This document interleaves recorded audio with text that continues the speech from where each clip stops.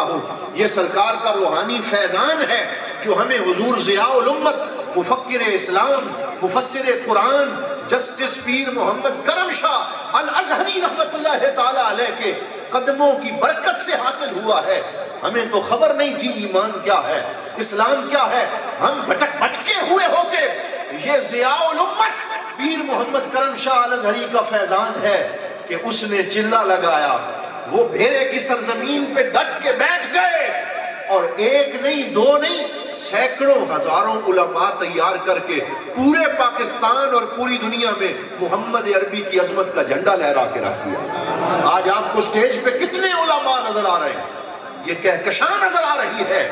یاد رکھو یہ صرف 40 دن کا چلہ لگانے سے تیار نہیں ہوتے، یہ صرف لنگر کھانے سے تیار نہیں ہوتے،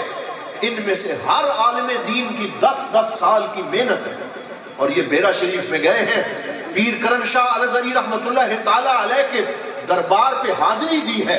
وہاں کا ٹوڑا کھایا ہے، وہاں محنت کی ہے، وہاں اساتذہ کے سامنے زانوِ تلمذ طے کیا ہے، اور پیر کرم شاہ کی نظر کرم ہوئی ہے تو عالم دین بنے ہیں، اب منبر رسول پہ بیٹھ کے سرکار کے دین کا ہوکہ دے رہے ہیں۔